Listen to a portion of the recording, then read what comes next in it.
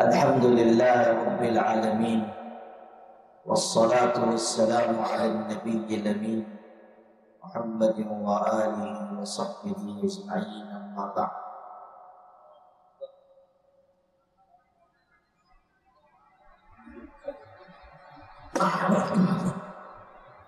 مرید ہونے والوں کو بیعت کے بعد کیا کرنا چاہیے، اس پر سلسلہ وار گفتگو ہو رہی ہے۔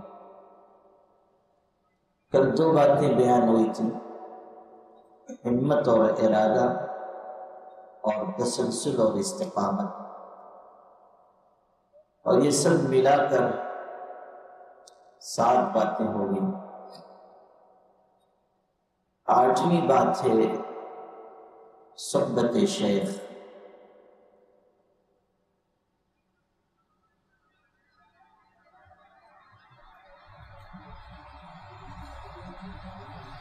محبت الگ چیز ہے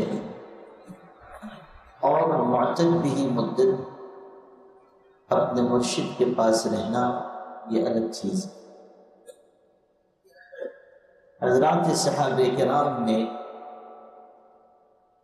جو جوہر پیدا ہوا وہ حضرت نبی کریم صلی اللہ علیہ وسلم کی مبارک صحبت سے پیدا ہوا، اسی لیے وہ عالم نہیں کہلائے، وہ زاہد اور عابد نہیں کہلائے، ان کو کوئی اور لقب نہیں ملا، کہا گیا تو صحابی کہا گیا، ساتھ رہنے والا، صحابہ کہا گیا، ساتھ رہنے والے لوگ۔ اور صحابہ کا جو تعارف کرایا گیا قرآن میں وہ یہی، والذین معہ اشداء، معہ یعنی صحابہ وہ ہیں جو پیغمبر کے ساتھ ہیں، والذین معہ، اس کا مفہوم یہ ہے کہ معیت اور صحبت کی جو دولت ان کو حاصل ہے وہی ان کا اصل امتیاز ہے، وہی ان کا اعزاز ہے، وہی ان کے لیے تربیت کی بنیاد ہے، اور وہی ان کے لیے دنیا اور آخرت کی کامیابی کا ذریعہ ہے۔ والذین معہ، معیت، صحبت۔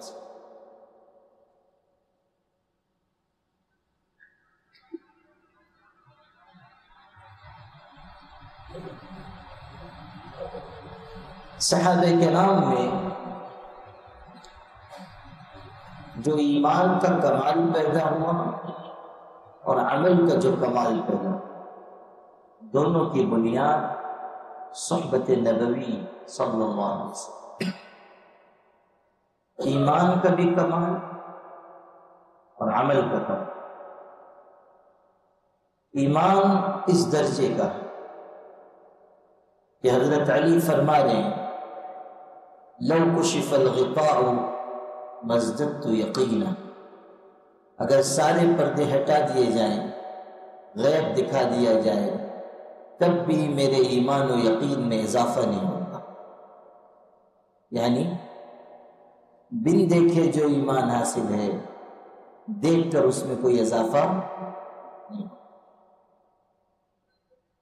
یعنی ایمان بالغیب اس درجے کا ہے کہ ایمان شہودی کے برابر پہنچ گیا ہے، دیکھ کر جو ایمان ہے، یہ ایمان و یقین کی بلندی۔ یقین اس درجے کا کہ سیدنا ابو بکر کے بارے میں حضرت نبی کریم صلی اللہ علیہ وسلم فرما رہے ہیں کہ اگر ساری امت کا ایمان ایک پلڑے میں ہو اور ابو بکر کا ایمان ایک پلڑے میں ہو تو ابو بکر کا ایمان سب کے ایمان پر غالب آئے گا۔ ایمان یہ ہے، یقین کی کیفیت یہ ہے۔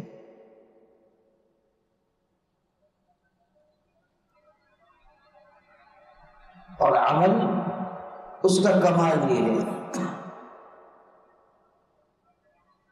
کہ ایک صحابی سے نقل کیا جا رہا ہے، لو علمت ان غدا اجلی ما قدرت ان ازید فی عملی، اگر مجھے معلوم ہو جائے یقینی طور سے کہ کل میری موت آنے والی ہے، تو مجھے اس بات کی قدرت نہیں ہے کہ میں کسی عمل میں اضافہ کر سکوں۔ یعنی جتنا عمل کیا جا سکتا ہے اتنا عمل موجود ہے، اضافے کی کوئی گنجائش نہیں، یہاں تک کہ اگر یقینی طور سے معلوم ہو جائے کل موت آنے والی ہے، نہیں، اضافہ نہیں کر سکتے۔ ما قدرت ان ازید فی عمل، عمل میں طاقت آتی ہے خلوص کے ذریعے۔ خلوص اس درجے کا ہے کہ سب سے زیادہ سچی زبان بشارت دے رہی ہے، گواہی دے رہی ہے، شہادت دے رہی ہے کہ اگر تم میں سے، یعنی صحابہ میں سے، کوئی شخص سیر دو سیر کھجور اللہ کی راہ میں دیتا ہے، خرچ کرتا ہے، اور بعد میں آنے والا شخص بہت پہاڑ کے برابر سونا خرچ کرتا ہے، تو تمہارے اس سیر دو سیر کے اجر کو وہ نہیں پہنچ سکتا۔ بہت پہاڑ کے برابر سونا خرچ کرتا ہے۔ یہ عمل میں قوت کیوں پیدا ہوئی؟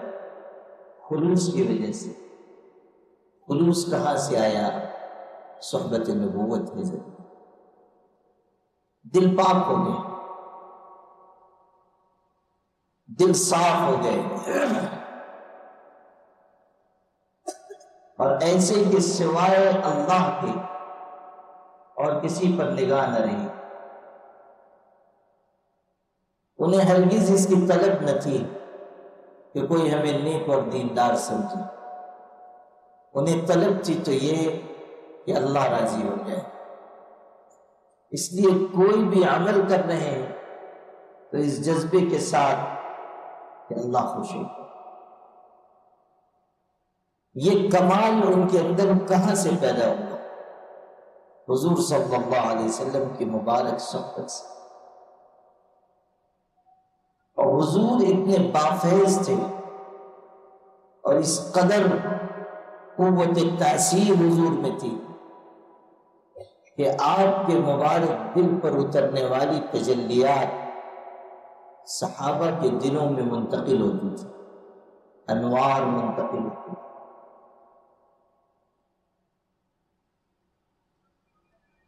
بلکہ آپ سے عرض کروں کہ حضور صلی اللہ علیہ وسلم کی قوت تاثیر ایسی تھی کہ دل کے انوار تو منتقل ہوتے ہی تھے، چہرے کے انوار بھی منتقل ہوتے تھے۔ حضور کے رخ روشن کے انوار منتقل ہوتے تھے۔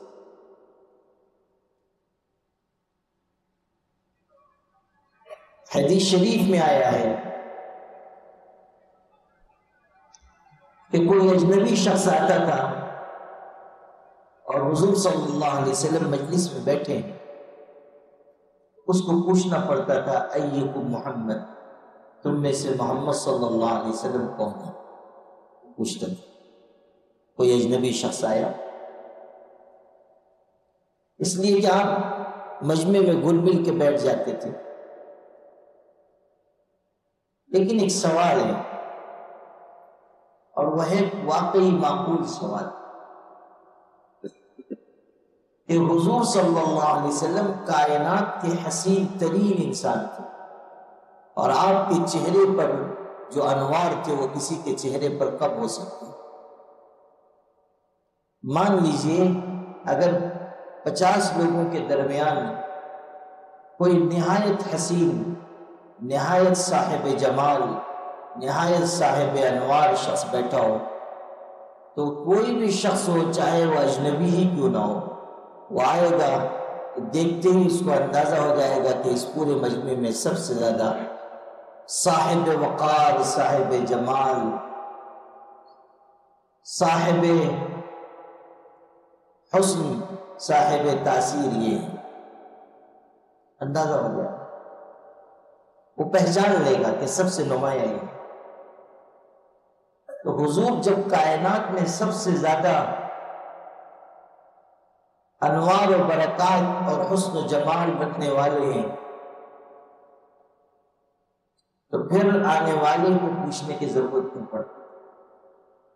ٹھیک ہے حضور گل مل کر بیٹھے لیکن تھے تو حضور، تو آنے والے کو اندازہ ہو جانا چاہیے تھا کہ یہ ہے، کیوں پوچھنا پڑتا تھا؟ جواب اس کا دیا عطا اللہ شاہ بخاری رحمۃ اللہ علیہ نے، اور ایسا جواب دیا کہ سبحان اللہ، اللہ نے واقعی ان کو، ان کے دل کو علوم کا مرکز بنا دیا تھا، اور تقریر کی ایسی صلاحیت دی تھی کہ زمانہ دنگ رہ گیا۔ کون خطیب ہوگا کہ عشاء کی نماز کے بعد تقریر شروع کر رہا ہے اور فجر کی نماز پہ بات مکمل ہو رہی ہے؟ اور ایسا نہیں کہ دو دو چار چار کر کے سب رخصت ہو گئے اور صرف حضرت کی تقریر جاری ہے۔ ہزاروں کا مجمع، بسا اوقات لاکھ دو لاکھ لوگ ان کی تقریر میں ہوتے تھے، اور ایسے ششدر کأن علی رؤوسہم الطیر، اللہ نے کیسی زبردست صلاحیت دی تھی، سحر کر دیتے تھے۔ اس زمانے میں اپنی خطابت کا لوہا منوایا جب مولانا آزاد جیسا ابوالکلام اور حبیب الرحمن لدھیانوی جیسا صاحبان الہند، حبیب الرحمن لدھیانوی جیسا خطیب اور احمد سعید دہلوی جیسا صاحبان الہند اور محمد علی جوہر جیسا انگریزی اور اردو کا بے مثل مقرر اور ڈاکٹر سیف الدین جیسا پرزور تقریر کرنے والا انسان اور جواہر لال نہرو جیسا مدبر اور مفکر بولنے والا سب موجود تھے، مگر جب شاہ جی کی تقریر ہوتی تھی کسی کا چراغ نہیں جلتا تھا۔ یہ ان کا کمال تھا۔ جب وہ بولتے تھے اللہ اللہ اللہ اللہ، معلوم ہوتا تھا کہ عرش اعظم سے رابطہ قائم ہے۔ اور جب قرآن پڑھتے تھے ایسا زبردست، سننے والوں کے کلیجے منہ کو آتے تھے اور لوگ پکار اٹھتے تھے، معلوم ہو رہا ہے کہ اسی وقت قرآن کا نزول ہو رہا ہے، قرآن نازل ہو رہا ہے۔ ہندو، سکھ، عیسائی جلسے میں ان کے آتے تھے قرآن سننے کے لیے، کہتے تھے ہم شاہ جی کا قرآن سننے آئے۔ لا الہ الا اللہ، آدھا آدھا گھنٹہ تلاوت ہی کرتے رہتے تھے، مجال ہے کہ کوئی اٹھ جائے، ایسی تلاوت کہ دلوں کو مسخر کر دے۔ سبحان اللہ۔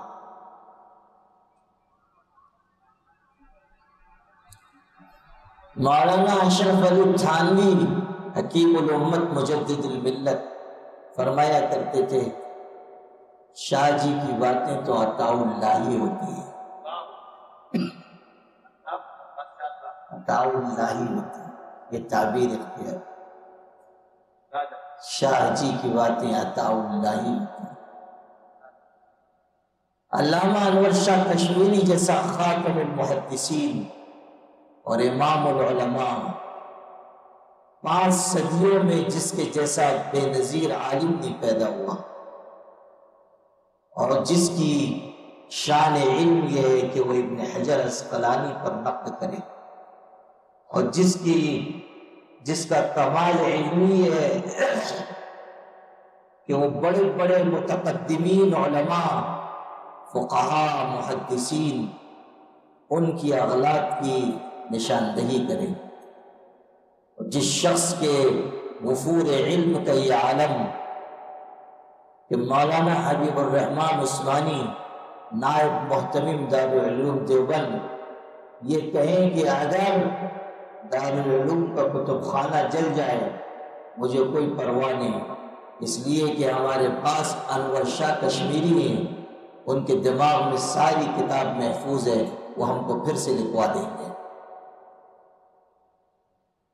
وہ انور شاہ کشمیری شاہ جی آئے دیوبند، کہا شاہ صاحب کہتے تھے حضرت کو، شاہ صاحب آپ کی تقریر کی بہت تعریف سنی ہے، دل چاہتا ہے تقریر سنیں۔ حضرت مولانا عطا اللہ شاہ بخاری نے ہاتھ جوڑ لیے، کہا حضرت آپ کے سامنے تقریر کی تاب و مجال نہیں ہے، آپ کے سامنے کون لب کشائی کر سکتا ہے؟ اللہ اللہ اللہ، میری ہمت نہیں۔ کہا نہیں، جی چاہتا ہے، اصرار فرمایا۔ تب بہت مشکل سے راضی ہوئے، اعلان ہوا دیوبند میں کہ عطا اللہ شاہ بخاری کی تقریر ہوگی، ہزاروں کا مجمع اکٹھا ہوا، بڑے بڑے علماء، اکابر، اساتذہ دارالعلوم سب موجود، اور خود خاتم المحدثین علامہ انور شاہ کشمیری موجود، اور شاہ جی کھڑے ہوئے تقریر کرنے کے لیے، اور 3 گھنٹے تک مسلسل بولتے رہے، اور ایسی تقریر کی کہ جب پلٹے تو جس پہلو پر مولانا انور شاہ کشمیری تقریر کے شروع میں بیٹھے تھے اسی پہلو پر 3 گھنٹے تک بیٹھے رہے، پہلو بدل نہ سکے، اور آنکھوں میں آنسو تھے، اور صرف اتنا کہا جزاک اللہ، لا الہ الا اللہ۔ علامہ انور شاہ کشمیری کا اتنا کہنا بھی شاہ جی کے لیے بہت بڑی صنعت ہے، یہ خطابت تھی۔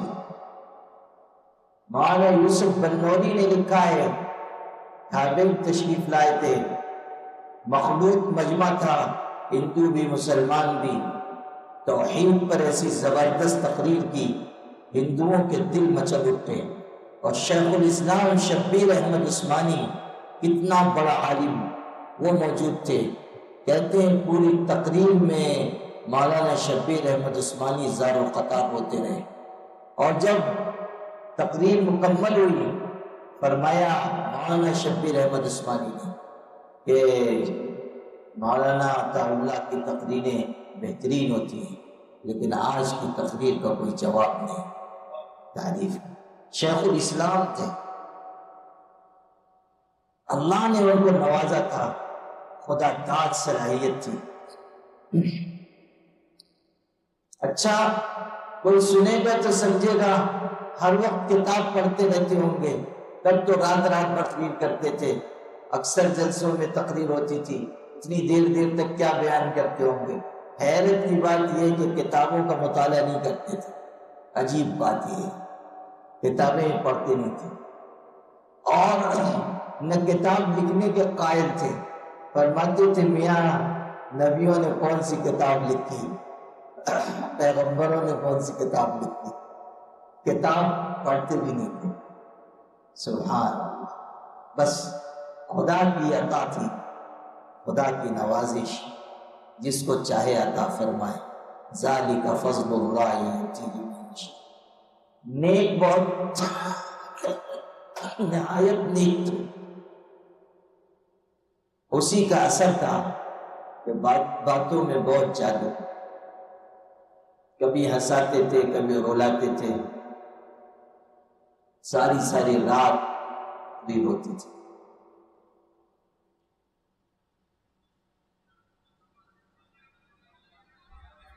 جو بات سنا رہا تھا وہ یہ کہ ان کے دل پر عجیب عجیب نقطے کھلتے تھے۔ یہی سوال تقریر میں بیان کیا کہ حضور صلی اللہ علیہ وسلم تشریف رکھتے تھے مجمع میں، پوچھنے کی ضرورت کیوں پڑتی تھی ایکم محمد؟ آپ تو سب سے زیادہ صاحب انوار تھے، دیکھتے ہی لوگوں کو سمجھ لینا چاہیے کہ یہ ہیں حضرت صلی اللہ علیہ وسلم، ضرورت کیوں پڑتی تھی؟ جواب دیا نہایت خوبصورت، فرمایا اصل بات یہ ہے کہ کائنات میں سب سے زیادہ صاحب تاثیر اور صاحب فیض حضرت نبی کریم صلی اللہ علیہ وسلم تھے۔ جب آپ بیٹھتے تھے لوگوں کے درمیان تو صرف آپ کے دل کے انوار تقسیم نہیں ہوتے تھے، بلکہ آپ کے چہرے کے انوار بھی سب کے چہروں پر پڑتے تھے، اور عکس ایسا ہوتا تھا کہ ہر طرف محمد ہی محمد نظر آتے تھے۔ جتنے بیٹھے ہیں سب معلوم ہوتا تھا کہ محمد ہے۔ تو اس لیے آنے والا جب آتا تھا اس کو پوچھنا پڑتا تھا کہ اتنے سارے محمد کے بیچ میں اصلی محمد کون ہے؟ ایکم محمد۔ یہ ہے کہ آنے والا یہ محسوس کرتا تھا جب وہ دیکھتا تھا حضور کی قوت تاثیر، قوت فیضان کی وجہ سے حضور کے چہرے مبارک کا عکس سب کے چہرے پہ پڑ رہا ہے، اور انوار سب کے چہروں پر منعکس ہے، تو آنے والے کو یہ محسوس ہوتا تھا کہ یہاں سب محمد ہی محمد ہیں۔ تب اس کو پوچھنا پڑتا تھا کہ ان سارے محمد کے بیچ میں اصلی محمد کون؟ اصلی محمد صلی اللہ علیہ وسلم، یہ پوچھنا پڑتا ایکم محمد۔ تب لوگ اشارہ کرتے تھے ھذا الابیض المتقی، یہ جو ٹیک لگا کر بیٹھے ہیں گورے چٹے انسان ہیں، یہ ہے حضرت محمد صلی اللہ علیہ وسلم۔ آپ سوچئے جس شخصیت کی قوت تاثیر کا یہ عالم ہے کہ صحابہ کے چہرے ان کے چہرے کا عکس بن جائیں، تو حضور کے قلب کے انوار صحابہ میں کس قدر منتقل ہوئے۔ یہ ہے صحبت کی تاثیر۔ حضور صلی اللہ علیہ وسلم کا فیضان صحبت بقدر استعداد صحابہ میں منتقل ہوا اور سب کے دل نورانی ہو گئے، اسی لیے اعلان ہوا وَكُلًّا وَعَدَ اللَّهُ الْحُسْنَى، سارے صحابہ جنتی ہیں، اور یہ اعلان ہوا محمد رسول اللہ والذین معه اشداء علی الکفار رحماء بینہم تراهم رکعا سجدا یبتغون فضلا من اللہ ورضوانا سیماهم فی وجوہهم من اثر السجود ذلك مثلهم في التوراة ومثلهم في الإنجيل كزرع أخرج شطأه فآزره فاستغلظ فاستوى على سوقه يعجب الزراع ليغيظ بهم الكفار وعد الله الذين آمنوا وعملوا الصالحات منهم مغفرة وأجرا عظيما۔ یہ کہ اللہ نے تعریف بیان فرمائی اور یہ بتایا کہ یہ جو ہے محمد صلی اللہ علیہ وسلم کے ساتھ، ذرا دیکھو ان کی شان کیا ہے۔ اشداء علی الکفار، کافروں پر سخت، مومنوں میں رحم دل، اور عبادت کی شان یہ کبھی رکوع میں دیکھو گے کبھی سجدے میں، کبھی رکوع میں کبھی سجدے میں۔ ایک موقع پر صحابہ کرام کا لشکر گیا تھا مقابلے کے لیے، سامنے والے کافروں کے لشکر سے جاسوس آئے، بھیجے گئے کہ دیکھ کر آؤ، جائزہ لو، واپس گئے اور اپنے سپہ سالار کو رپورٹ دی، کہا ان سے لڑنے کا خیال دل سے نکال دیجئے، اس لیے کہ ان لوگوں کی حالت یہ ہے رہبان باللیل وفرسان بالنہار، کہ یہ اگر دن میں گھوڑوں کی پیٹھ پر ہیں تو رات کو مصلی کی پشت پر ہیں، ان سے ہم نہیں جیت سکتے۔ یہ عبادت کی شان ہے۔ رہبان باللیل و فرسان بالنہار، یہ صرف بہادر نہیں ہے کہ گھوڑے کی پیٹھ پر سوار ہو، راتوں میں اللہ کی عبادت کر رہے ہیں، مصلی اپنے آنسوؤں سے بھگو دے رہے ہیں، اللہ تعالیٰ کے آگے جھک رہے ہیں، اللہ تعالیٰ سے مانگ رہے ہیں، اور جن میں بہادری اور شجاعت ہو اور جن کا تعلق اللہ سے ایسا مضبوط ہو، اسے شکست نہیں دی جا سکتی۔ رہبان باللیل فرسان بالنہار، یہ شان عبادت بیان ہے۔ تراهم ركعا سجدا يبتغون فضلا من الله ورضوانا سيماهم في وجوههم من اثر السجود، سجدوں کے نشانات پیشانی پر موجود ہیں، یعنی ان کی پیشانیاں انوار ایمان کے ساتھ سجدوں کے نشان سمیت جگمگا رہی ہے۔ شان عبادت، شان ایمان، میں نے عرض کیا تھا کہ صحابہ ایمان میں بھی کامل اور عمل میں بھی کامل، قرآن وہی بیان کر رہا ہے، یہ ایمان میں بھی کامل اور پھر عمل میں بھی کامل۔ اس کے بعد ارشاد ہو رہا ہے کہ یہ کوئی معمولی ہستیاں نہیں ہیں، تورات انجیل میں ان کی مثال آئی ہے، ان کی علامات آئی ہیں۔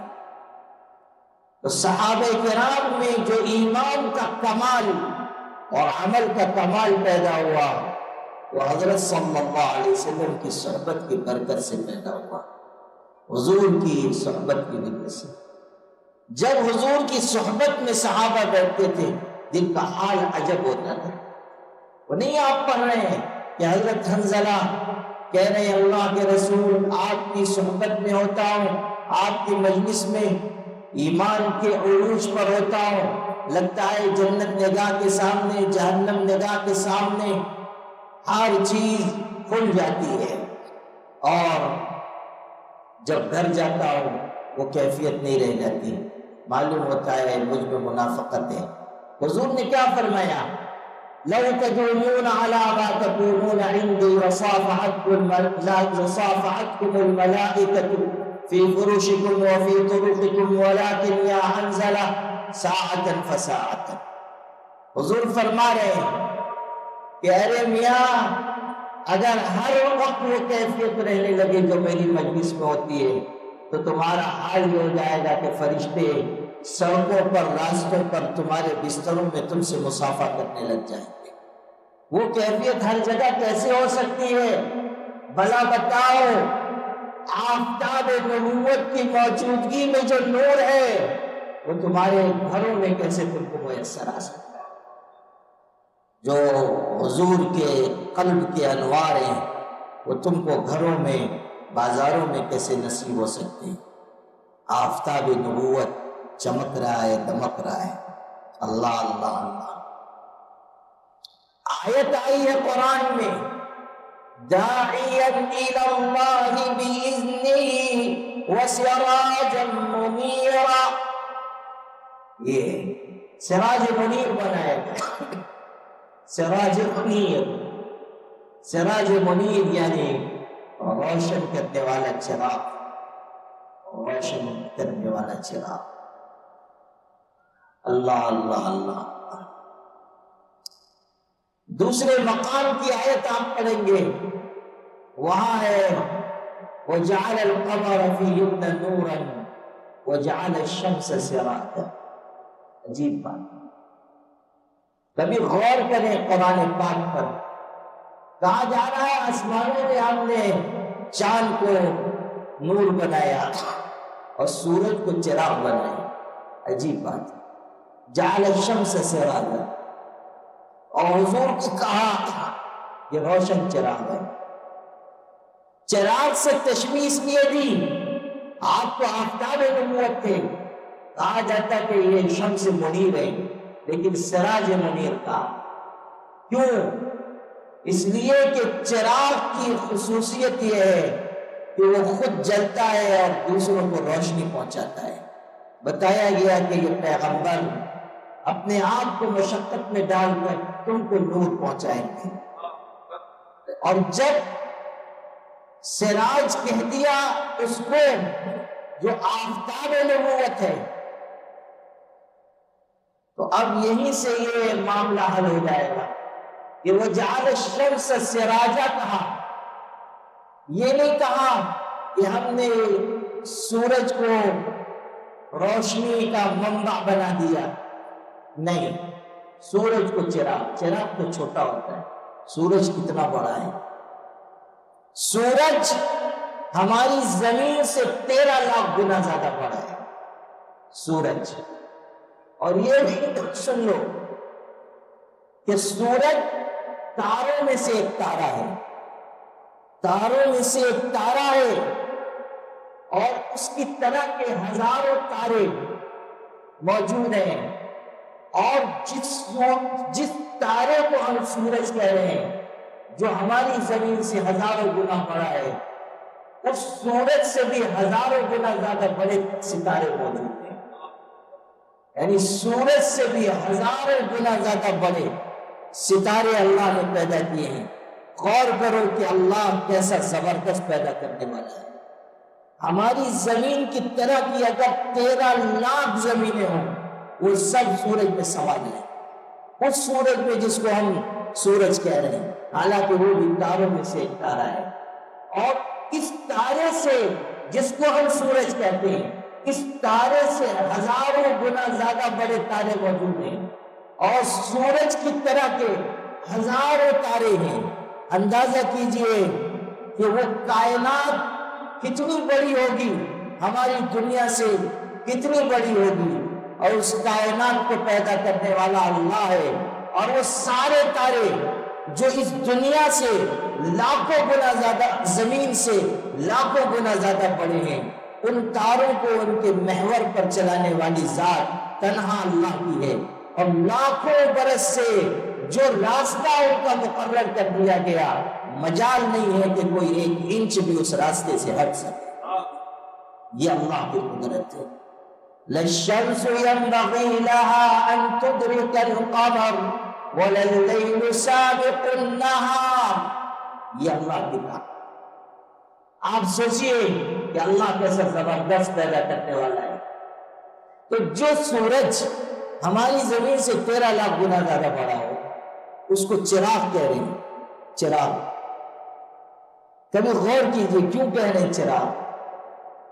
ایک ذوقی عرفانی توجیہ میرے دل میں یہ آئی کہ چونکہ ایک مصلحت کی بنا پر آفتاب نبوت کو سراج کہا، یعنی چراغ سے تعبیر کیا، ایک مصلحت کی وجہ سے کہ یہ اپنے آپ کو جلائیں گے اور دنیا کو راحت پہنچائیں گے، یہ سمجھانے کے لیے سراج سے تشبیہ دی، ورنہ حضرت تو آفتاب نبوت ہے، آفتاب نبوت، لیکن آفتاب کو بربنائے مصلحت سراج کہہ کر پکارا۔ تو جب اس آفتاب کو جس کے سامنے لاکھوں آفتاب کی کوئی حقیقت نہیں ہے، اسے چراغ کہہ دیا، تو پھر اللہ نے کہا جب ہم نے اپنے آفتاب نبوت کو سراج کہا ہے تو تم تو بہت چھوٹے ہو، تم کو چراغ کہنے میں کیا حرج ہے؟ وجعل الشمس سراجا۔ اب تم کو شمس سے تعبیر کرنا یہ آفتاب نبوت کے مقابلے میں ٹھیک نہیں۔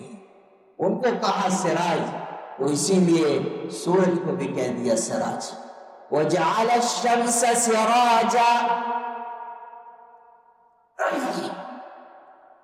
حضور صلی اللہ علیہ وسلم کی ذات اقدس ایسی پرتاثیر ہے کہ جو قریب ہوا فیضان سے مالا مال ہو گیا۔ حضرت کی ایک نگاہ، حضرت کا ایک جملہ، حضرت کا دست مبارک رکھ دینا، حضرت کا دعا فرما دینا کافی ہو۔ دن بدل گئے، رہزنا از حفظ او رہبر شدن، از کتاب صاحب دفتر شدن۔ آپ غور کیجئے کہ جو کتاب حضور لے کر آئے اور آپ کی قوت تاثیر، اس نے رہزنوں کو رہنما بنا دیا۔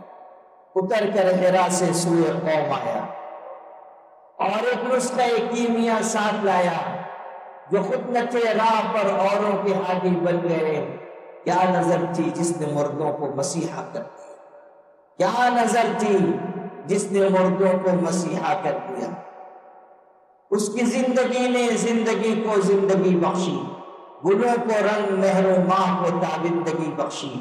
اسے شمس الضحیٰ کہیے، اسے بدر الدجا کہیے، اس کی شریعت کا ادب مانے ہے کیا کہیے، اس کی شریعت کا ادب مانے ہے کیا کہیے۔ اللہ اللہ، شریعت کا حکم نہ ہوتا ہم وہ تعریف کرتے کہ نبوت اور رسالت بہت ایسی تعریف کہ نبوت اور رسالت کے سرے وہاں تک پہنچ جاتے ہیں جہاں تک پہنچنا درست نہیں ہوتا، محبت لے جاتی، عقیدت لے جاتی۔ لیکن اللہ تعالیٰ کی طرف سے توازن کا انتظام دیکھیے، ایک طرف محبت کا وفور ہے تو دوسری طرف شریعت کا پہرا ہے۔ ایک طرف اگر عقیدت کے سمندر ہیں تو دوسری طرف اللہ تعالیٰ کی کتاب کی پابندیاں۔ ہمیں بتا دیا گیا کہ نبوت کو الوہیت سے نہ ملانا، یہ ٹھیک نہیں، یہ ٹھیک نہیں ہے۔ ہمارے بعض بھائی یہی چوک گئے، انہوں نے محبت عقیدت میں وہ حدیں پار کر لی جن کا پار کیا جانا خود حضور کو پسند ہے، ان حدوں کو پار کر دیا۔ اور کسی نے غلو میں یہاں تک کہہ دیا جو مستوی عرش ہے خدا ہو کر وہی اتر پڑا ہے مدینے میں مصطفیٰ ہو کر، یہاں تک پہنچا، یہ ٹھیک۔ حضرت صلی اللہ علیہ وسلم نے توحید کی ہر قیمت پر حفاظت کی، یہاں تک کہ ایک صاحب نے کہہ دیا ماشاء اللہ و شئتا، وہ ہوگا جو آپ چاہیں جو اللہ چاہے۔ فرمایا نہیں، کیا تم نے مجھے اللہ کے ساتھ شریک بنا لیا؟ کہو جو تنہا اللہ چاہے گا وہ ہوگا، قل ماشاء اللہ، تنہا جو اللہ چاہے گا وہ ہوگا۔ کمال توحید کی تعلیم دی۔ بچیاں حضور کی شان میں اشعار پڑھ رہی تھیں، اشعار حضور کی تعریف کر رہی تھیں، حضور سن رہے تھے۔ پھر پڑھتے پڑھتے بچیوں نے پڑھا وَفِينَا نَبِيٌّ يَعْلَمُ مَا فِي غَدٍ، ہمارے درمیان ایک ایسے عالیشان پیغمبر ہیں جو جانتے ہیں کل کیا ہونے والا ہے۔ حضور نے فرمایا یہ مت پڑھو، پہلے جو شعر پڑھ رہی تھی وہ پڑھو، پسند نہیں فرمایا، یہ مت پڑھو، روک دیا۔ تو محبت عقیدت اپنی جگہ، لیکن ایسا نہ ہو کہ اتنا آگے بڑھ جائیں کہ جو خود حضور کی ناپسندیدگی کے سبب بن جائے۔ احتیاط کی ضرورت، اس کی شریعت کا ادب مانے ہیں کیا کہیے۔ آفتاب نبوت کی کرنیں جب پھیلی، دل مجلہ ہو گئے، ذہن مصفہ ہو گئے، سینے مزکہ ہو گئے، اور وہ لوگ جو بکریاں چرانے والے تھے امام ہادی رہبر رہنما بنے، اور کائنات میں خدا کی طرف سے اعلان ہو گیا کہ اب ان کو کوئی بکریوں کا چرواہا اور اونٹ کا دودھ پینے والا نہ کہے، اس لیے کہ ان کے سر پر ہم تاج رضامندی سجا رہے ہیں اور آخرت تک کے یہ تمغہ دے رہے ہیں، رضی اللہ عنہم ورضوا عنہ، اللہ ان سے راضی اور یہ اللہ سے راضی۔ تاج شرافت و کرامت و رضا ان کے سر پہ سجا دیا گیا۔ اللہ اللہ اللہ، یہ نعمت کہاں سے ملی؟ حضرت کی برکت سے ملی، حضرت کی صحبت سے ملی، وہیں سے ان الذين يغضون اصواتهم عند رسول الله اولئك الذين امتحن الله قلوبهم للتقوى لهم مغفرة واجر عظیم۔ پاک پروردگار کا کلام بتا رہا ہے کہ یہ صحابہ جو حضور کے پاس ہیں اور ادب سے آہستہ بات چیت کرتے ہیں، یہی ہیں جن کے دلوں کا امتحان اللہ نے لیا ہے، ممتحن اللہ ہے، اور اس نے 100 میں سے 100 نمبر ان کو عطا کیے۔ یہ ہے اولئک الذین امتحن اللہ قلوبہم للتقوی لہم مغفرۃ واجر عظیم۔ صرف امتحان نہیں لیا گیا، امتحان میں کامیابی کی سند دی گئی، اور وہ سند ان الفاظ میں ہے کہ اللہ ان سے راضی ہوا اور وہ اللہ سے راضی ہوئے۔ وہ سند ان الفاظ میں ہے کہ سچے کائنات میں یہ ہے انما المؤمنون الذين آمنوا بالله ورسوله ثم لم يرتابوا وجاهدوا بأموالهم وأنفسهم في سبيل الله أولئك هم الصادقون۔ یہ کن کی شان میں آیت آئی ہے؟ وہی صحابہ کرام، فرمایا کہ سچے مومن وہ ہے کہ جب اللہ اس کے رسول پر ایمان لے آئے پھر کبھی شک ان کے دل میں نہ گھسا، کوئی شبہ نہیں، کوئی شک نہیں، ایمان پر جم گئے۔ یہاں تک کہ ابوبکر صدیق سے لوگوں نے آ کر کہا اگر کوئی تم سے یہ کہے کہ میں رات میں گیا فلسطین تک، یروشلم تک، بیت المقدس تک، اور راتوں رات وہاں کا چکر لگا کر دیکھ کر پھر مکے آ گیا، تم مانو گے؟ انہوں نے کہا ہرگز نہیں مانوں گا، ہو نہیں سکتا ہے۔ تب کافروں مشرکوں نے کہا تمہارے ساتھی محمد تو یہی بیان کر رہے ہیں صبح کہ میں رات کو مجھ کو لے جایا گیا اور مجھ کو معراج کرائی گئی اور بیت المقدس دکھایا گیا اور وہاں میں نے نماز پڑھی، آسمانوں پر لے جایا گیا، وہاں سے مجھ کو لایا گیا۔ حضرت ابوبکر نے کہا میرے ساتھی محمد کہہ رہے ہیں؟ کہا ہاں وہی کہہ رہے ہیں، دیکھو کیسی جھوٹی بات کہہ رہے ہیں۔ کہا اگر انہوں نے کہا ہے تب ہر سچی بات ہے، اس لیے کہ یہ آسمان پہ جانا، بیت المقدس جانا اور آسمان پہ جانا اور آنا، اس میں کون سی حیرت کی بات ہے؟ فرشتہ دن میں کئی مرتبہ آسمان سے آتا ہے اور واپس جاتا ہے۔ اگر ہمارے حضرت کو اللہ لے گیا اور واپس لے آیا راتوں رات، اس میں کوئی شک کی گنجائش نہیں۔ ایمان اس کو کہتے ہیں، یقین اس کو کہتے ہیں، صداقت اس کو کہتے ہیں۔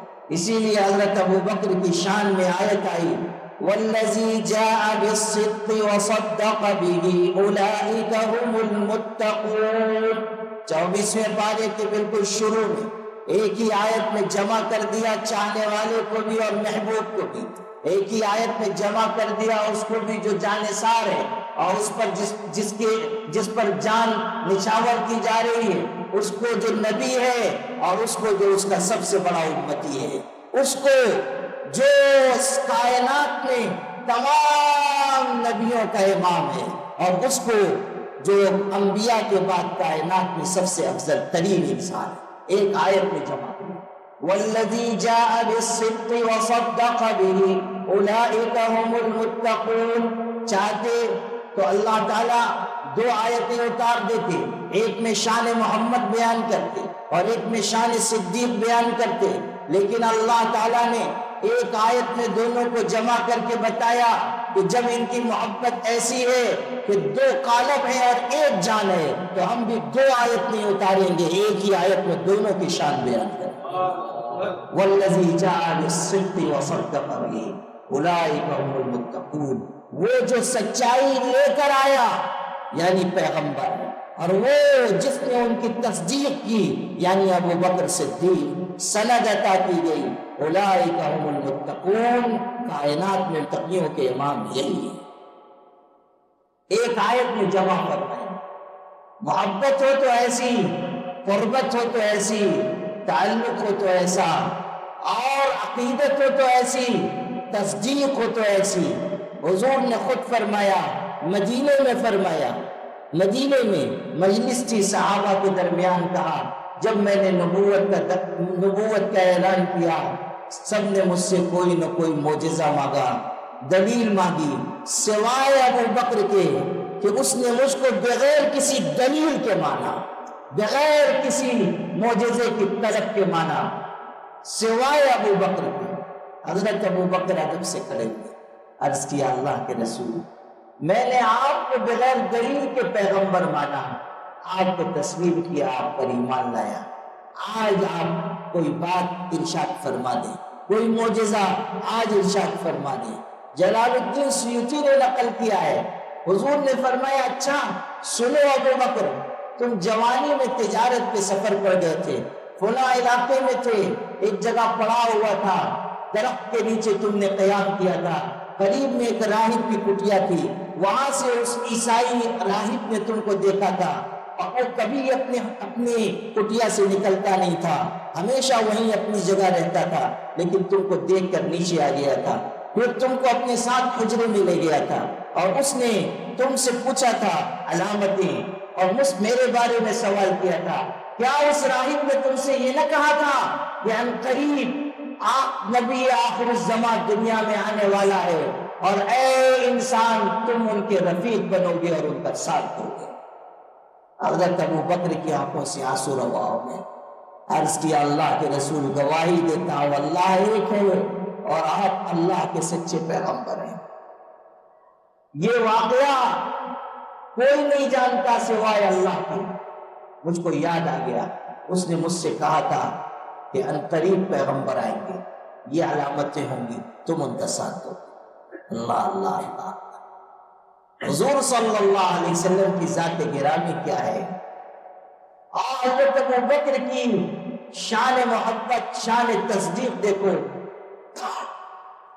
والذی جاء بالصدق وصدق به اولئک هم المتقون۔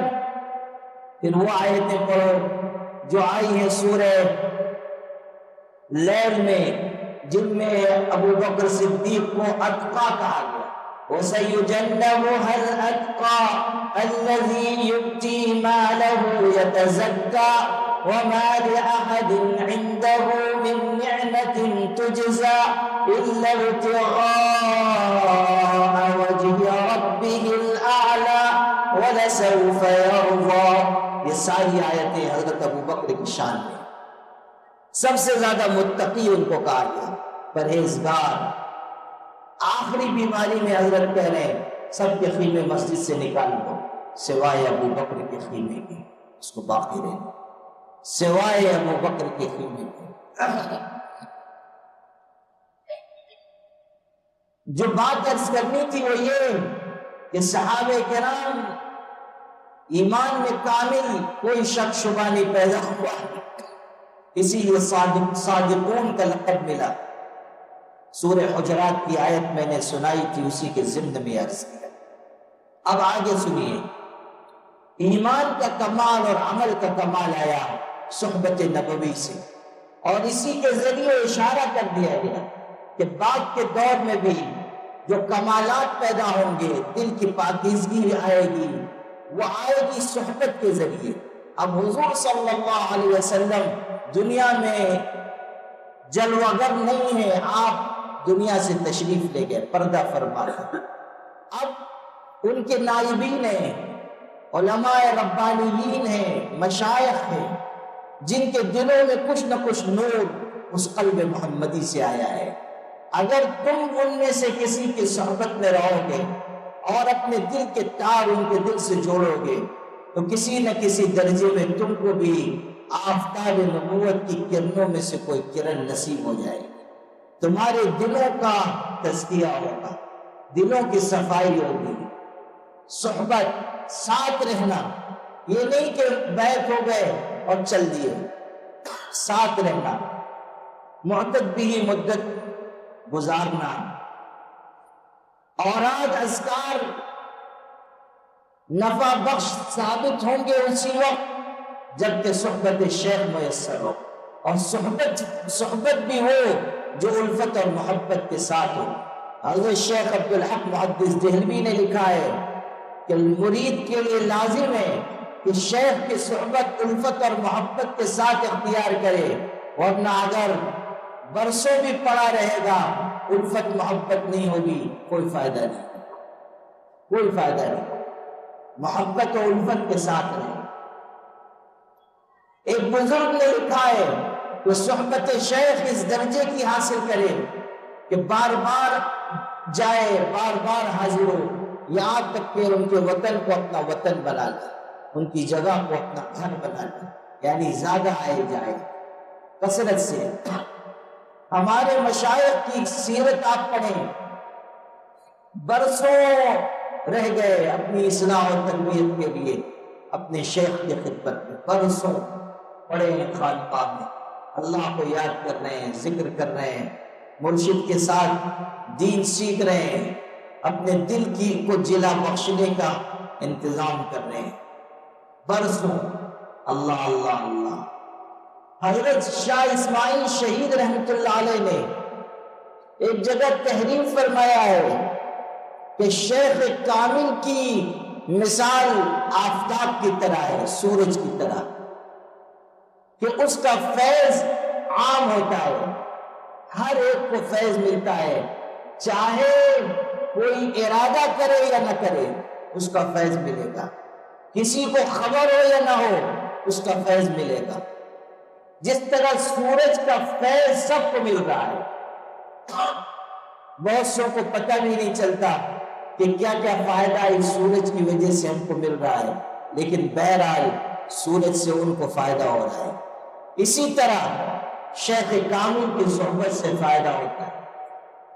استفادہ کرنے والا چاہے کمزور ہو مگر کچھ نہ کچھ اس کو فائدہ پہنچے گا، اگر نیت میں خلوص ہے، محبت ہے، الفت ہے، اور شیخ بھی کامل ہے، فیض پہنچ کر رہے گا، فیض پہنچے گا، اور ایسا کہ انسان اس فیضان کی وجہ سے آہستہ آہستہ صراط مستقیم پر آ جائے گا، نگاہ پڑ جائے گی، کسی وقت نگاہ پڑ جائے گی، کوئی وقت ایسا ہوگا جو رحمتوں کی ہوا چلنے کا ہوگا، بس اسی وقت انسان کے لیے نعمت اور حصول نسبت کا فیصلہ ہو جائے گا۔ کبھی وقت ایسا آ جاتا ہے، کوئی گھڑی ایسی آ جاتی ہے کہ فیصلہ انسان کے لیے ہو جاتا ہے کہ اس کے دل کو منور کر دیا جائے۔ اللہ تعالیٰ حدیث میں اللہ تعالیٰ کی طرف سے رحمت کے جھونکے چلتے ہیں، فَتَعَرَّضُوا لَهَا، ان رحمت کے جھونکوں کو تلاش کیا کرو۔ رحمت کا کوئی جھونکا آ گیا، اور کسی وقت شیخ پر کوئی کیفیت ہے، کوئی خاص قرب کا مقام اسے مل رہا ہے، اس وقت ہم موجود ہیں، ہم کو بھی کچھ نہ کچھ حصہ مل جائے گا۔ کیا عجب کہ پورا کا پورا مل جائے، نہیں تو محروم تو نہیں رہیں گے، محرومی نہیں ہوگی۔ اللہ اللہ اللہ۔ صحبت کے ذریعے انسان بنتا ہے۔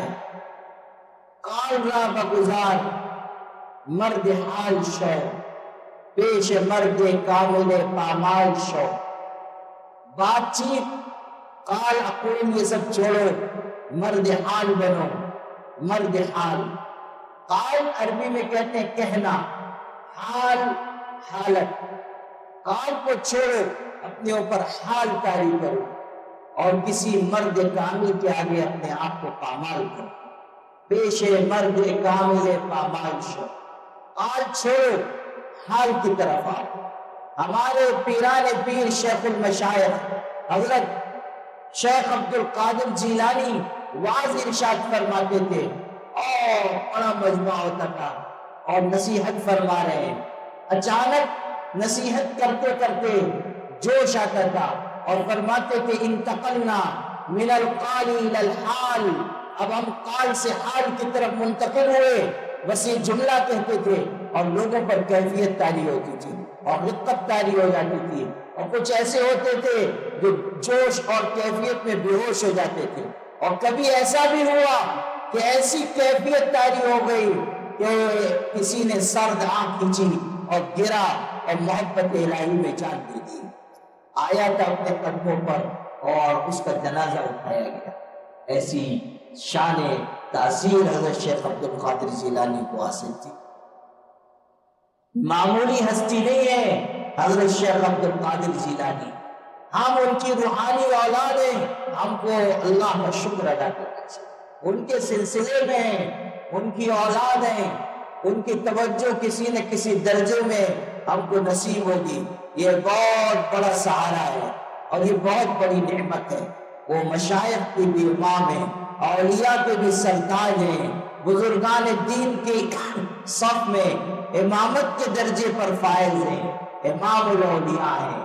وہ ایسے ہیں کہ جوش میں آ کر جامع مسجد بغداد میں تقریر کرتے ہوئے اپنا پیر آگے بڑھایا اور فرمایا قدمی ھذہ علی رقبۃ کل اولیاء اللہ، میرا یہ پیر سارے زمانے کی اولیاء کی گردن پر ہے، جس نے بھی سنا، جس ولی نے بھی سنا، سر جھکا دیا۔ آواز اللہ نے پہنچائی ہر اس شخص تک جس کو ولایت حاصل تھی، دنیا میں ان تک آواز پہنچی، سب نے سر جھکایا، یہاں تک کہ آواز سننے والوں میں خواجہ خواجگاہ حضرت خواجہ معین الدین چشتی اجمیری بھی تھے، انہوں نے بھی سر جھکایا اور کیسا خوبصورت فقرہ کہا بل علی رأسی و عینی، آپ کا پیر میری گردن پر نہیں ہے، میرے سر آنکھوں پر ہے۔ اس سے اندازہ کیجئے کہ حضرت کا مقام کیا ہے۔ حضرت خواجہ خواجگاہ جس کے بارے میں یہ کہیں کہ آپ کا پیر میرے سر پر ہے، اس شخص کے مقام کا کیا، اس کی بلندی کا کیا کہنا۔ اللہ اللہ اللہ۔ قدمی ھذہ علی رقبۃ کل اولیاء اللہ۔ حضرت شیخ عبد القادر جیلانی رحمۃ اللہ علیہ وہ یہ کہتے تھے انتقلنا من القال الى الحال، قال ہم نے اب قال سے حال کی طرف آ گئے۔ اسی کو شاعر کہہ رہا ہے قال راہ بگزار مرد حال شو، پیش مرد کامل پامال شو۔ کچھ بننا چاہتے ہو مرد کامل کے آگے اپنے آپ کو پامال کر دو، صحبت میں رہو، خدمت کرو اور اپنے آپ پر ان کی سی کیفیت طاری کرو کہ ایسے ایسے گزرے ہیں ایسے لوگ کہ جن کی توجہ کی برکت سے کیا سے کیا ہو گیا، کیا سے کیا ہو گیا۔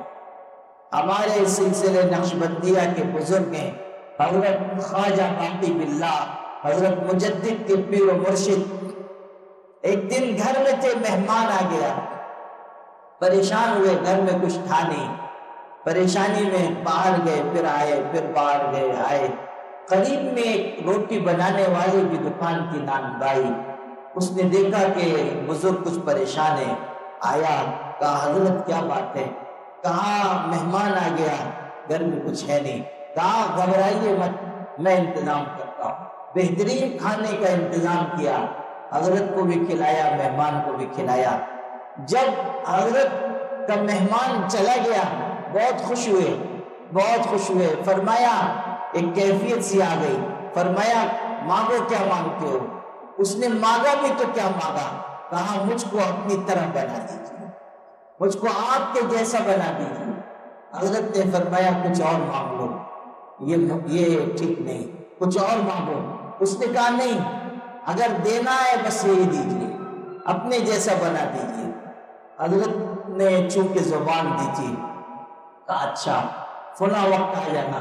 وہ آیا، حضرت اس کو لے کر حجرے میں گئے، بہت دیر تک مشغول رہے، توجہ ڈالی، دعا مانگی، کیا کیا ہوا ہوگا خدا جانے۔ جب نکلے حجرے سے تو لوگوں نے عجیب منظر دیکھا کہ حجرے میں جب گئے تھے ایک خواجہ صاحب تھے اور ایک نان بھائی تھا، مگر جب نکلے تو دونوں کی شکل خواجہ باقی باللہ کی تھی، وہ نان بھائی کی شکل بھی ویسے ہی، بس فرق اتنا تھا کہ حضرت صحت مند تھے اور وہ لڑکڑا رہا تھا، حالت خراب تھی۔ لوگ اس کو پکڑ کر گھر لے گئے اور 3 دن تک زندہ رہا، اس کے بعد انتقال ہو گیا۔ وہ جو توجہ ڈالی، برسوں میں جو نعمت ان کو میسر آئی تھی وہ اس میں منتقل ہوئی، وہ کہاں برداشت کر پاتا، اس لیے گیا دنیا سے، لیکن اس شان کے ساتھ گیا کہ وہ نسبت دل میں تھی جو خواجہ باقی باللہ کو حاصل تھی۔ اس طرح توجہ دیکھو اور یہ مقام دیکھو قوت تاثیر کا۔ حضرت شاہ عبد القادر صاحب کے بارے میں بہت بڑے بزرگ تھے، ہمارے حضرت شاہ فضل رحمت کو کہتے تھے اور ان کی قوت مکاشفہ کیسی تھی. فرمایا حضرت شاہ ولی اللہ کے سب صاحبزادے بہترین ہیں، نیک ہیں، لیکن ان میں شاہ عبد القادر صاحب نسبت ہیں. شاہ عبد القادر چھوٹے تھے، ان کے بارے میں کہتے تھے شاہ عبد القادر صاحب نسبت ہیں. مسجد میں عبادت میں مشغول رہتے تھے دیر دیر تک. وہی ترجمہ قرآن میں لکھا ہے جو الہامی ترجمہ ہے، الہامی ترجمہ قرآن پاک کا.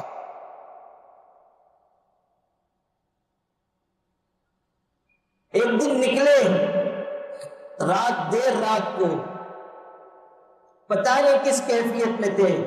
سامنے کتا بیٹھا ہوا تھا، نظر بھر کر اس کو دیکھ لیا. اس نظر کی تاثیر یہ ہوئی کہ دہلی میں وہ کتا جہاں بھی جاتا تھا دوسرے کتے اس کے استقبال میں کھڑے ہو جاتے. حضرت تھانوی نے لکھا ہے کہ جہاں آنا کے کتوں کی لڑائی مشہور ہے. آپ دیکھیں گے کہ یہ وہ مخلوق ہے ذرا بھی شرکت اپنے ہم جنسوں کی برداشت نہیں کرتا. کوئی چیز ملے وہ چاہتا ہے بس ہم کو ملے، لیکن وہ جہاں جاتا تھا کھڑے ہو جاتے تھے. حضرت تھانوی نے نقل کر کے واقعہ نقل کر کے ایک عجیب جملہ لکھا ہے، بیان فرمایا ہے. فرمایا کیسے بزرگ تھے جن کی نگاہ کی برکت سے انسان تو انسان جانور بھی محروم نہ رہے. جانوروں پر اثر ایسی نگاہ تھی. اس کے بہت واقعات ہیں. تو ہم اگر رہیں گے کوئی وقت ایسا آئے گا کہ جب نگاہ پڑ جائے گی یا کوئی خصوصی قبولیت دعا کا موقع ہوگا ہم اس میں شریک ہو جائیں گے، یا کوئی رحمت کا جھونکا آئے گا ذکر کے وقت، تلاوت کے وقت، تہجد کے وقت، اس میں ہمارا بھی حصہ لگ جائے گا. بس ہماری بگڑی بن جائے گی. نگاہ ولی میں وہ تاثیر دیکھی، بدلتی ہزاروں کی تقدیر دیکھی. تقدیریں تبدیل ہو جاتی ہیں. اقبال نے بھی کہا تھا کون اندازہ کر سکتا ہے اس کے زور بازو کا، نگاہ مرد مومن سے بدل جاتی ہیں تقدیریں. نگاہ مرد مومن سے بدل جاتی ہیں تقدیریں. اللہ اللہ اللہ. تو میرے بھائیوں صحبت شیخ ضروری ہے. اپنے مرشد کی صحبت میں رہنا، ان سے استفادہ کرنا اور محبت الفت کے ساتھ رہنا، قدر و منزلت کے ساتھ رہنا. اگلی بات دعا کے بارے میں کہنی تھی، اور دعا بھی بہت بڑا ذریعہ ہے اصلاح و تربیت کا. مانگنا، مانگتے رہنا. مرید کو ہمیشہ دعا کرتے رہنا چاہیے، ہمیشہ دعا مانگتا رہے. جا رہا ہے شیخ کی خدمت میں دعا کرتا ہوا جائے اللہ میری حاضری کو اصلاح کا ذریعہ بنا دے. شیخ کی خدمت میں بیٹھا ہے اللہ جو انوار مرشد کے دل پر اتر رہے ہیں مجھے بھی حصہ عطا فرما. ذکر کر رہا ہے دعا مانگے اللہ اس ذکر کو تجھ تک پہنچنے کا ذریعہ بنا دے. تہجد میں اٹھا ہے خوب لگ لپٹ کر رو کر مانگے. فرض نمازوں کے بعد مانگے. ہر وقت کاسے گدائی لے کر خدا کی بارگاہ میں حاضر رہے. دستور یہ ہے کہ جو دروازہ کھٹکھٹاتا رہتا ہے دروازہ بالآخر کھل ہی جاتا ہے. دروازہ جو کھٹکھٹاتا رہتا ہے دروازہ کھل ہی جاتا ہے. ایک شخص یہ بیان کر رہا تھا کہ جو آدمی برابر دروازہ کھٹکھٹاتا ہے ایک نہ ایک دن دروازہ کھل جاتا ہے. ایک صاحب معرفت عورت نے سنا، کہنے لگی بہت صحیح بات تم کہہ رہے ہو، مگر مجھ کو یہ تو بتاؤ میرے کریم رب نے اپنی رحمت کا دروازہ بند کب کیا ہے؟ ذرا یہ تو بتاؤ کہ میرے کریم رب نے اپنی رحمت کا دروازہ کب بند کیا ہے. یہ تو ہماری غفلت ہے کہ ہم اللہ کو چھوڑ کر معصیت کی طرف چلے جاتے ہیں، لذتوں کی تلاش کرتے ہیں، اللہ کا در چھوڑ کر غیر اللہ کے در پر کاسے گدائی لے کر جاتے ہیں.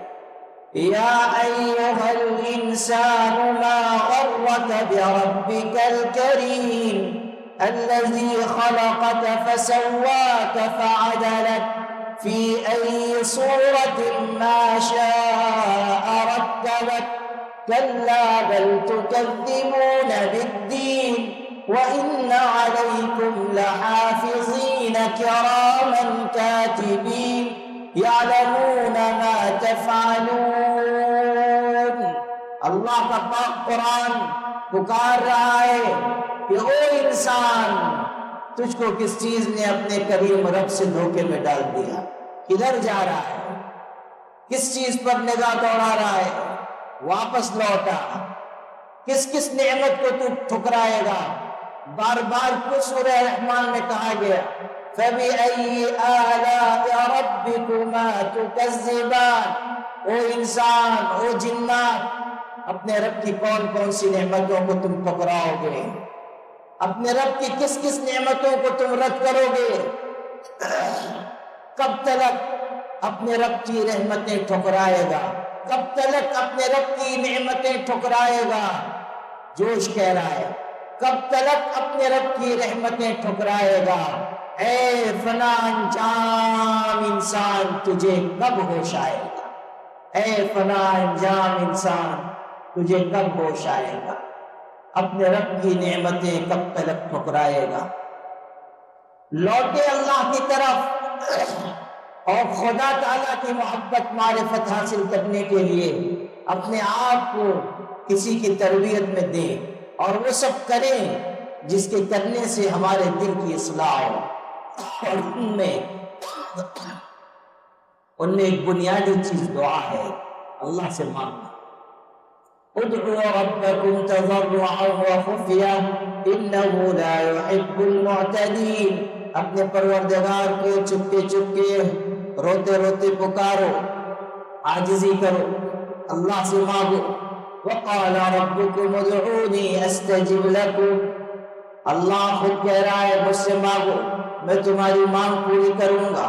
اگر تم گناہ کے دلدل میں پڑے ہوئے ہو مجھی سے مانگو، اگر تم غلط راہ پر جا رہے ہو مجھ سے مانگو، اگر تم نفس و شیطان کا مقابلہ نہیں کر پا رہے ہو مجھ سے مانگو، اگر تم اپنی بری عادتوں کو چھوڑ نہیں پا رہے ہو مجھ سے مانگو، اگر تم فرائض پر قائم نہیں ہو پا رہے ہو مجھ سے مانگو۔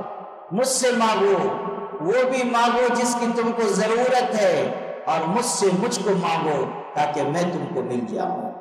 وقال ربكم ادعوني استجب لكم ان الذين يستكبرون عن عبادتي سيدخلون جہنم داخرین۔ کیسا سخت جملہ ہے۔ کہا کہ جو مجھ سے مانگنے میں اکڑ دکھاتے ہیں ایسے سب لوگ جہنم کی آگ میں ڈالے جائیں۔ ہم سے مانگو، جھک جاؤ، عاجزی کرو۔ مانگنا عاجزی ہے، نہ مانگنا اکڑ دکھانا ہے۔ مانگو نوازے جاؤ گے، مانگو دیا جائے گا، مانگو کہ تم مانگنے والے ہی ہو۔ یا ایھا الناس انتم الفقراء الی اللہ۔ اے انسانوں تم سب اللہ کے آگے فقیر ہو۔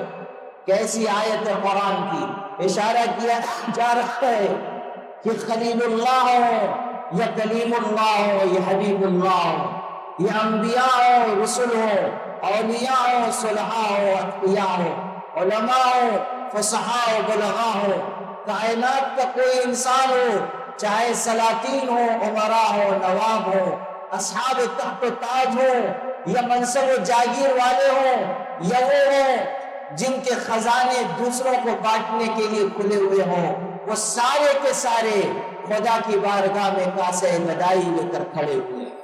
یا ایھا الناس انتم الفقراء الی اللہ۔ خدا کی بارگاہ وہ بارگاہ ہے کہ یہاں سب فقیر ہیں۔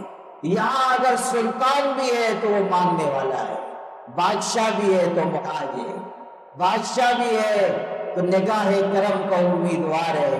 اللہ اللہ، خدا کی بارگاہ کیسی عالیشان بارگاہ ہے، کیسی زبردست بارگاہ ہے۔ یہاں موسیٰ اور عیسیٰ بھی آتے ہیں، بدن پہ لرزہ ہوتا ہے، اور اللہ کی بارگاہ میں ہاتھ پھیلا کر کہتے ہیں رب انی لما انزلت الی من خیر فقیر۔ موسیٰ کلیم اللہ کہہ رہے ہیں اللہ جو بھلائی تو عطا کرے میں اس کا فقیر ہوں، محتاج ہوں۔ اتنا بڑا پیغمبر کہہ رہا ہے میں تو فقیر، میں تو تیرے در کا گدا ہوں، مانگنے والا ہوں۔ میرے بھائیو اللہ سے مانگے جو مانگنا ہے، سلیقے سے مانگے جو مانگنے کا سلیقہ ہے، مانگ کر دیکھو در کریم سے بندے کو کیا نہیں ملتا۔ تو انسان بار بار اللہ سے اپنی اصلاح کی دعا مانگے، معاملات کی صفائی کی، اخلاق کے درست ہونے کی۔ جتنا دعا کا اہتمام ہوگا اتنی ہی برکتیں نصیب ہوں۔ اور بھی دو ایک باتیں ہیں، موقع ہوا تو انشاءاللہ کل عصر کے بعد عرض کر دوں گا اور یہ مضمون مکمل ہو جائے گا۔ اللہ تعالیٰ قبول فرمائے اور برکات سے نوازے۔ وآخر دعوانا الحمدللہ رب العالمین۔ تلاوت میں لگے، رمضان المبارک کی رات رخصت ہو رہی ہے، رمضان بھی رخصت ہو رہا ہے۔ بہت سے ایسے ہیں جن کے لیے یہ اس رمضان کی آخری رات ہے، اور بہت سے دنیا میں ایسے لوگ ہیں جن کے لیے ان کی زندگی کے رمضان کی آخری رات ہے۔ کسی کو نہیں پتا کون جیے گا کون چلا جائے گا۔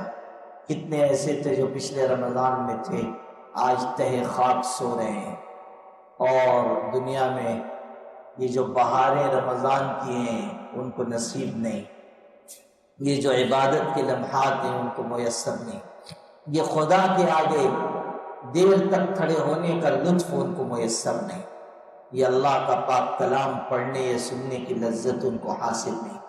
ہم بھی آخرت کے مسافر ہیں، ہم بھی جا رہے ہیں کشاں کشاں قبر کی طرف۔